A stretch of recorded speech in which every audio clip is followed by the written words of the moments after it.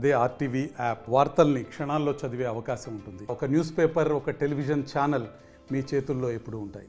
Polavaram project నిర్మాణంలో కీలక అడుగు పడబోతుంది. పోలవరం ప్రాజెక్టు నిర్మాణానికి సంబంధించినటువంటి వర్క్ షెడ్యూల్ని ముఖ్యమంత్రి ప్రకటించబోతూ ఉన్నారు. ఈరోజు దానికి సంబంధించినటువంటి క్లారిటీ కూడా రాబోతుంది. టార్గెట్ 2027గా పోలవరం ప్రాజెక్టు నిర్మాణ పనులు సాగబోతున్నాయి. ప్రస్తుతం నేను పోలవరం ప్రాజెక్టు స్పిల్వే వద్ద ఉన్నాను. చూడొచ్చు, దాదాపుగా స్పిల్వే నిర్మాణ పనులు గతంలో అంటే 2019 ఎండింగ్లోనే పూర్తయ్యాయి. తర్వాత గేట్ల అమరిక అవన్నీ కూడా అప్పుడే జరిగాయి. ఈ నేపథ్యంలో ఇప్పుడు పోలవరం ప్రాజెక్టులో అత్యంత కీలకమైనటువంటి ఘట్టం డయాఫ్రామ్ వాల్ నిర్మాణం చేయడం అనేది. గతంలో అంటే 2022-2021 ఆ టైంలో వచ్చిన వరదల కారణంగా డయాఫ్రామ్ వాల్ కొట్టుకుపోవడం. ఇప్పుడు డయాఫ్రామ్ వాల్కు సంబంధించిన అంశంలో రాష్ట్ర ప్రభుత్వం, కూటమి ప్రభుత్వం అధికారంలోకి వచ్చిన తర్వాత ఒక అధ్యయన కమిటీని వేసింది. ఆ అధ్యయన కమిటీ 2 సూచనలు చేసింది. ఒకటి, దాన్ని కొంత మార్పులు చేర్పులు చేసి నిర్మాణం చేసుకోవచ్చు, లేకపోతే కొత్తదైన నిర్మాణం చేసుకోవచ్చు చెప్పారు. ఈ నేపథ్యంలో రాష్ట్ర ప్రభుత్వం కొత్త నిర్మాణం చేపట్టాలని నిర్ణయించుకుంది. దాదాపు 980 కోట్ల రూపాయలతో డయాఫ్రామ్ వాల్ నిర్మాణం చేయబోతుంది. ఒకసారి పోలవరం ప్రాజెక్ట్ చూస్తే కనుక చాలామందికి చాలా డౌట్స్ ఉంటాయి. ఇక్కడ పోలవరం ప్రాజెక్టు మిగతా ప్రాజెక్టు కంటే కొంత భిన్నమైన ప్రాజెక్ట్. ఇదేంటంటే ఇక్కడ మిగతా ప్రాజెక్టులతో పోలిస్తే ఇది డైవర్షన్ చేసి, అంటే వరద నీటిని దారి మలిచి ఇక్కడ స్టోరేజ్ చేయబోతున్నారు. మీరు చూస్తున్నదంతా కూడా ఇదంతా కూడా స్పిల్వే. ఇక్కడ నుంచి వాటర్ అంతా కూడా డిశ్చార్జ్ అవుతుంది. పోలవరం ప్రాజెక్టులో పూర్తయితే కనుక 190 టీఎంసీల నీటిని నిల్వ చేసుకునే సామర్థ్యం పోలవరం ప్రాజెక్టు ఉంది. అంతేకాదు, మీరు చూస్తున్న ఈ స్పిల్వేలో దాదాపు 30 లక్షల క్యూసిక్ల వాటర్ వరకు డిశ్చార్జ్ కెపాసిటీతో దీన్ని నిర్మాణం చేశారు. భవిష్యత్ అవసరాలకి ఎలాంటి ఇబ్బంది లేకోకుండా ఈ ప్రాజెక్ట్ నిర్మాణం చేశారు. బహుళార్థక సాధక ప్రాజెక్టుగా దీన్ని కేంద్రం ఆల్రెడీ గుర్తించిన నేపథ్యంలో దీని ద్వారా ఇటు తాగునీరు, అదేవిధంగా సాగునీరు ఇవన్నీ కూడా అందించబోతున్నారు. ఒకసారి మీరు అటు చూస్తే కనుక అక్కడ 2 కొండల మధ్య మనకి ఇసుక లాంటి కనబడుతుంది కదా, అదే డయాఫ్రామ్ వాల్. అక్కడ డయాఫ్రామ్ వాల్ నిర్మాణం చేసి మొత్తం అక్కడి నుంచి వాటర్ అంతా కూడా ఇటు అక్కడ మధ్యలో డయాఫ్రామ్ వాల్ నిర్మాణం చేసి వాటర్ అంతా కూడా ఈ ప్రాంతంలో స్టోరేజ్ చేస్తారు. స్టోరేజ్ చేసిన వాటర్ని అటు కుడి ఎడమ కాలువల ద్వారా అటు ఉత్తరాంధ్రకి, ఇటు రాయలసీమకి, అదేవిధంగా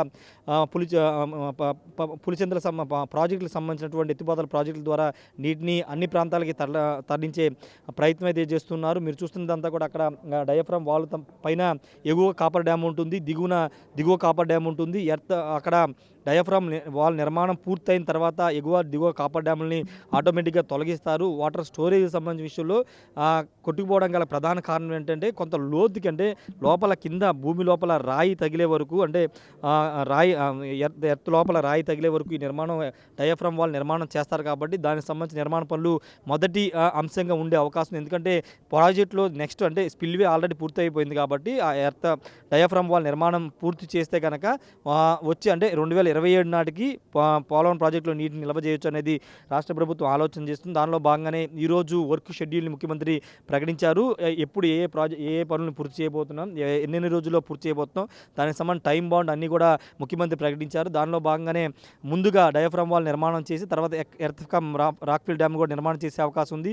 అటువైపు మీకు పవర్ హౌస్ కూడా నిర్మాణం కూడా జరుగుతున్నటువంటి సిచ్యువేషన్. ఇవన్నీ కూడా అన్ని నిర్మాణాలు వెంటనే పూర్తి చేయాలని ముఖ్యమంత్రి నిర్ణయం తీసుకున్నారు. ఇప్పటికే పోలవరానికి సంబంధించిన అంశంలో ఒకసారి విజిట్ చేసినటువంటి ముఖ్యమంత్రి ఇప్పుడు అధికారులతో కూడా దాదాపు 4-5 సార్లు రివ్యూ చేశారు. కేంద్రంతో కూడా మాట్లాడినటువంటి సిచ్యువేషన్ కనబడుతుంది. కేంద్రం కూడా దాదాపు 12,000 కోట్ల రూపాయలను కూడా విడుదల చేసిన నేపథ్యంలో పూర్తిగా సహాయం అందిస్తామని కేంద్రం చెప్పిన నేపథ్యంలో పోలవరం ప్రాజెక్టుని 2027 నాటికి ఎట్టి పరిస్థితుల్లో పూర్తి చేయాలని రాష్ట్ర ప్రభుత్వం భావిస్తుంది. దానిలో భాగంగానే వర్క్కు సంబంధించిన విషయంలో వర్కుల సంబంధించిన షెడ్యూల్ను ప్రకటించి దానికి అనుగుణంగా నిర్మాణాలని పూర్తి చేయాలని రాష్ట్ర ప్రభుత్వం నిర్ణయించుకుంది. ఏదేమైనప్పుడు పోలవరం ప్రాజెక్టు అంశంలో గత 5 ఏళ్ల కేవలం 3.45% మాత్రమే పనులు పూర్తయితే 2014 నుంచి 2019 వరకు 71% వరకు అప్పటి తెలుగుదేశం ప్రభుత్వం పూర్తి చేసింది. కానీ వైసీపీ హయాంలో పూర్తి చేయకపోవడం వల్ల పోలవరం ప్రాజెక్టు మిగిలిపోయిందని చెప్తున్నారు. అంతేకాదు అంచనా వ్యయం కూడా 2014-19 కంటే ఇప్పుడు అంచనా పునరావాసం పరిహారం విషయంలో కూడా కొంత పెరిగిన నేపథ్యంలో దానికి అనుగుణంగా అన్ని చర్యలు తీసుకుని